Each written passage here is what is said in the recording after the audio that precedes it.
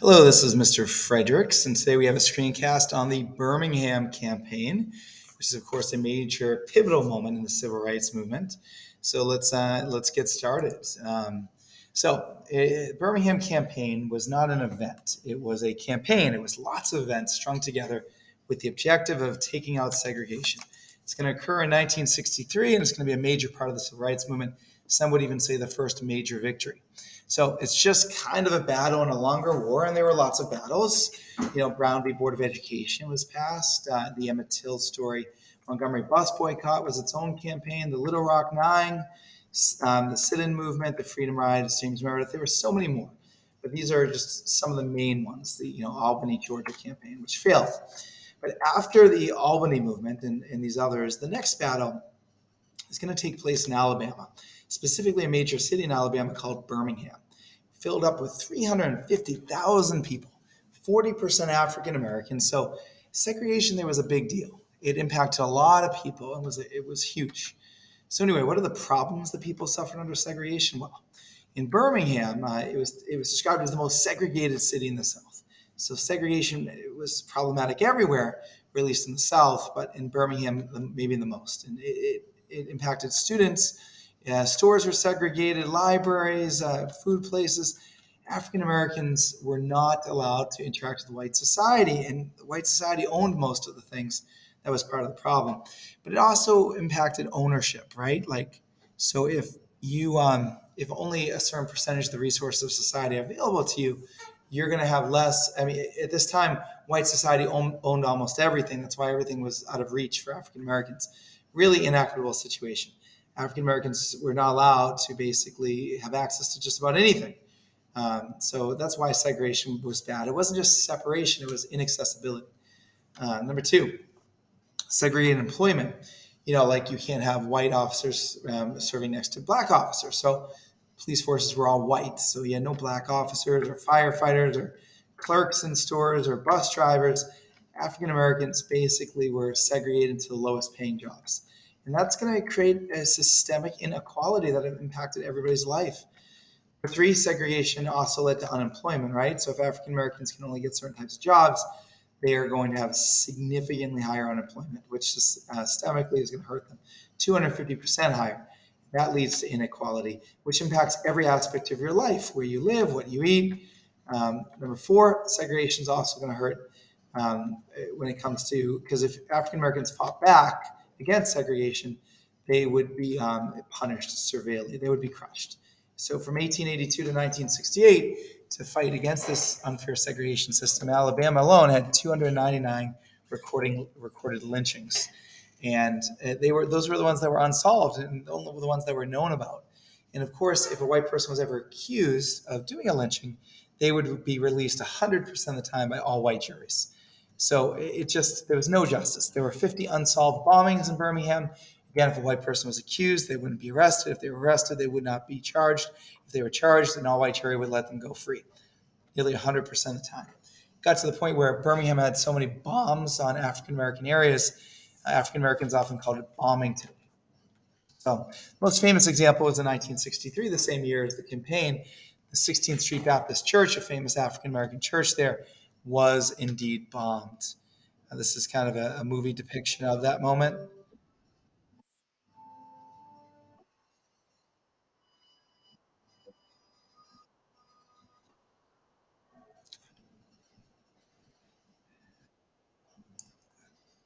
Famous, four girls were killed in that explosion. That was actors depicting it. Here, see kind of the results, even their bodies taken out. Those were the four girls that died. Bombington, Birmingham's bombs was no light matter. So, again, all white juries would let anybody accused out. Another problem related to segregation was the federal government was doing nothing about it. We had so many presidents that are applauded for how good they were, but because they had to get elected and couldn't get elected without the support of the South, none of them were willing to chance it by angering the South by getting rid of segregation, things like that. So the South and the need to get the South for the Electoral College prevented the federal government from doing any change or implementing anything. Now, so the problems we talked about with segregation created inaccessible access to services, denied access to jobs, it created high unemployment, created poverty, Anybody who fought against this could be lynched or bombed, and the federal government did nothing about it because it would prevent them from getting elected. So what was done to fight this system of segregation, these problems? Well, Martin Luther King had gained some fame from the Montgomery bus boycott, and he's going to be president of an organization called SCLC, and they're going to say, we're going to take on segregation in Birmingham. So they're going to bring thousands and thousands of people to Birmingham to lead protests to create the stress needed to remove this form of segregation. So they're going to be ready to battle. And the goal, again, is to get the government of Birmingham to negotiate an end to all of these problems that we talked about, particularly of segregation. Now, what protests did they do? Well, lots of protests. They organized boycotts. So they said all African Americans there, remember 40% of the population, that's a lot of money. Don't use white stores. How does this encourage change? Well, this economic pressure, if these white stores, which are owned by very powerful and influential white people, if they don't make money, they'll agree to get rid of segregation, right? Because money is a huge motivator. So it was a good time to negotiate when all these powerful people are losing money. Number two, in addition to the boycott, picketing. So African Americans would go in front of all these stores and picket and basically hold signs explaining why segregation was unfair. How does this encourage change? Well, it basically, you create a huge line of picketers and other people are afraid to walk through them to get to the store, so the store loses money. It also spreads awareness. It looks good on the newspaper, all these people protesting. So you get in the newspaper, you get on the news, and then you can get everybody to know about your issue and how bad segregation is and to talk about it. And if those people now know about it and they can join your movement, donate money to your movement, or even hop in. Number three, another protest besides picketing and boycotts was marches. So if you have a huge march, not only does that raise awareness, but it clogs up the streets. It creates disorder. People don't like chaos. If you block the streets, they can't get to stores. They avoid the stores. Again, now stores in downtown are losing money in Birmingham, and those influential, powerful people are like, all right, just end the protests, the marches. We'll get rid of segregation so we can go back to life as normal. So you create those type of disruptions, and that provides that type of pressure. Number four, sit-ins, in addition to the boycotts and the marches and so on.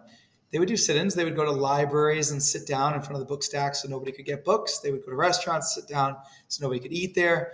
And this is what sit-ins looked like. It prevented businesses from operating, and therefore it created such chaos that they are not going to be interested. Those businesses are going to give up segregation so they can go back to making money. So kneel-ins at white churches, so the churches couldn't really hold services and therefore would be more likely to desegregate. How does this encourage change? We just talked about it. They couldn't hold services, so they're willing to end this practice. It also gathered attention. Number five, also the choice to use nonviolence. So many people throughout history grabbed guns to create change. Martin Luther King and SCLC said, we're going to use nonviolence. Why is this necessary to inspire change? Because all of these protests, they would be looked at as nonviolence, so they'd be looked at as the good guys. And in good people, you want to join and support. Often these nonviolent protesters in Birmingham would get beat up by angry police or angry racists. And then that made the South and Birmingham look bad, and they're going to lose support. And once you gain enough support for a movement over 51%, you can pass new laws to ban segregation. That's exactly what's going to happen. So number six, another technique of creating change is mass arrests. Martin Luther King got arrested there multiple times. That when you have massive arrests of hundreds of people like Martin Luther King, the newspapers come, the news stations come, it gets on the news, and more people hear about it. They gather attention, they join your movement, they feel bad for you when you get punished.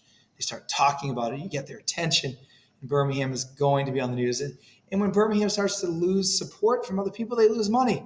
So in the end, Birmingham is going to be under pressure to get rid of segregation. That's a good time to negotiate, and that's what's going to happen. All of these protests are going to put economic and political pressure under Birmingham. Number seven, the technique used by the Birmingham protests is to court violence. That means seek violence. So what happens is if you're nonviolent and you do these protests, racists will show up and beat you up. Nobody wants to get beat up, but now when you're getting beat up, you look like the victim. And people tend to change their mind to support victims. It's a very powerful thing. So again, all of this chaos in Birmingham is going to create pressure for Birmingham to negotiate and get rid of segregation. The purpose of direct action is to create a situation of crisis pact that will inevitably open the door to negotiation. Birmingham will negotiate to end the chaos. But in 1963, months will go by, and it's not going to be this easy. Even with all of these protests, hundreds of them, and all of this chaos, there's no change. Birmingham is stubborn. Newton's third law is every action leads to a reaction. So we're going to push the government of Birmingham, even the racist government, and Birmingham is going to fight back. And they fight back, they did. Their leader of public safety was Bull Connor. That meant he was in charge of fire and police.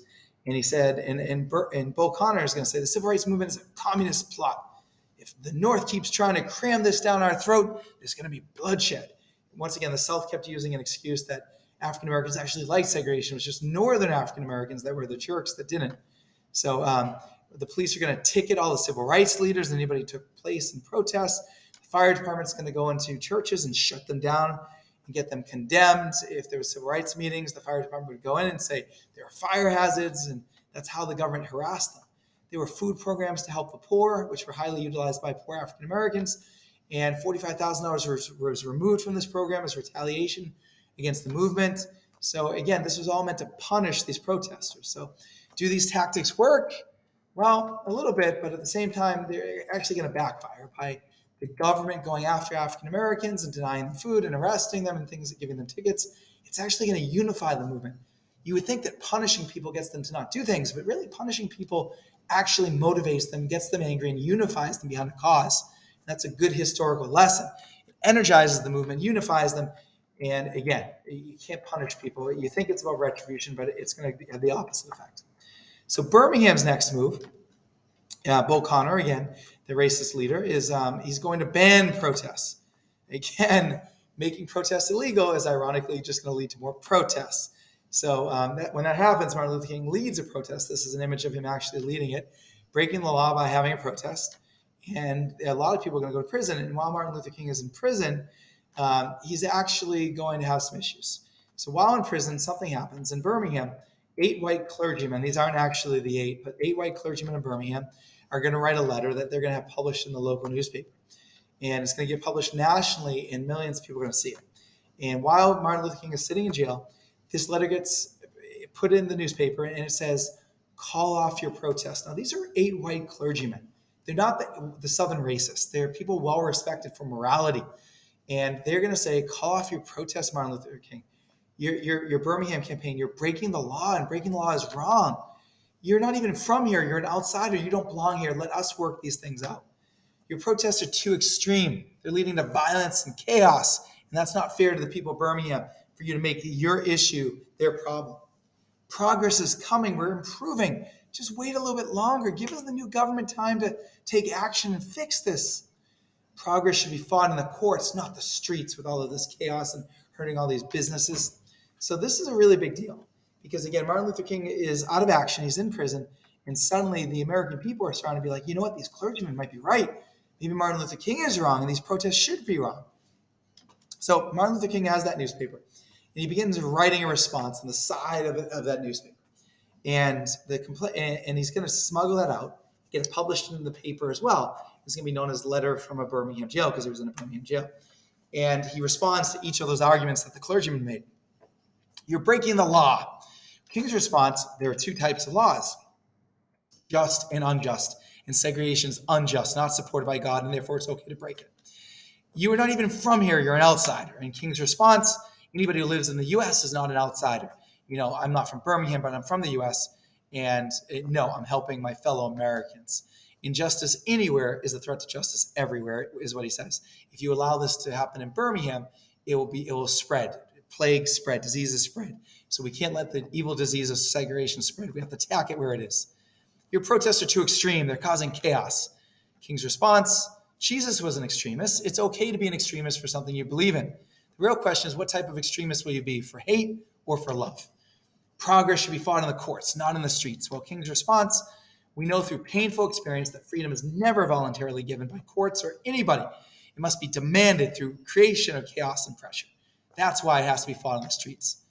Progress is coming. We've done better. Just wait a little bit longer. Don't do this chaos. Just give us time. King's response, unbelievably, he says, I can't wait any longer. I guess it's easy for those who have never felt the stinging darts of segregation to say wait. But when you have seen vicious mobs lynch your mothers and fathers, when you have seen hate-filled policemen curse, kick, and brutalize, and even kill your black brothers and sisters, when you take cross-country drive and find it necessary to sleep night after night in an uncomfortable automobile because no motel will accept you, when you first be called the N-word and your middle name becomes boy, then you understand why we cannot wait. So this message is going to be called a letter from a Birmingham jail. It's going to be published in the newspaper, and it's going to be very influential in changing people's mind. Now, King is eventually released out of jail, but Birmingham still won't change anything, and the Birmingham campaign is under threat. The protesters have been arrested or they've gone home because they've lost hope. They need to go work so they can feed their kids, and they're out of money, so they can't bail anybody out of jail. So there's no protesters left to lead the marches and sit-ins. So this is not good.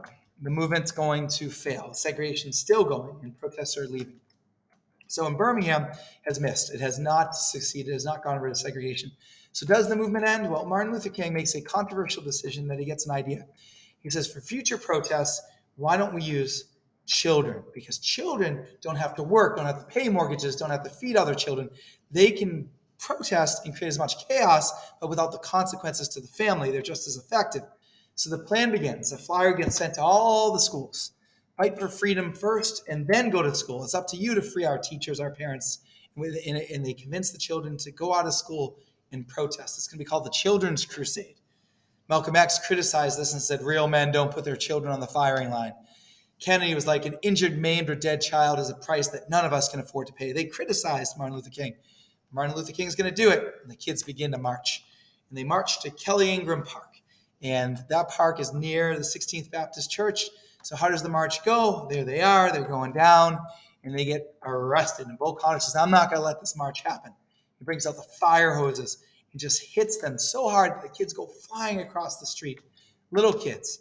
I mean, and this is like hurts people. And it's one thing to hurt adult protesters, but you're hurting kids now. The fire hose is so powerful, it takes bark off of trees. So Bo Connor also releases the attack dogs to stop the march. And those dogs can kill people if you look. And all of that is so violent, and the police were doing it, that the newspapers all come and cover it. And the whole country, who's been studying the civil rights movement for like 10 years, now sees this. They're like, wow, the South attacks children. People have trouble sleeping at night. It creates empathy, and the South looks so unbelievably evil. For the first time ever, the side of the civil rights movement gained so many people that finally those people outnumber the people that supported the South. They now support the movement. They now have their 51%, and that's going to allow the federal government to pass a law. The federal government can get rid of segregation, gain votes by doing it rather than lose votes. And that's what happens. So John F. Kennedy finally, after the Birmingham campaign, those fire hoses and attack dogs, now knows he can win his next election by supporting the campaign and get votes. And he proposes the Civil Rights Act of 1964. It's going to have a different name at first, and that's going to ban segregation everywhere. The fires of frustration, Kennedy said, are burning in every city. We cannot say to 10% of our population that the only way to get their rights is to go into the streets and demonstrate. I think we owe it to them and ourselves to have a better country. The civil rights movement should thank God for Bo Connor. He helped us as much as Abraham Lincoln. So out of the thousands of battles and hundreds of thousands of arrests and hundreds of bombings and hundreds of lynchings, this Birmingham campaign is going to get victory. Finally, Birmingham is going to be forced to get rid of segregation with the Civil Rights Act of 1964, which was only possible because of the Birmingham campaign. And that is what the Birmingham campaign was about. The next battle of the civil rights movement is going to be about voting rights and a couple other things. Thank you for being with us, and hopefully you've learned a lot about the Birmingham campaign and its significance.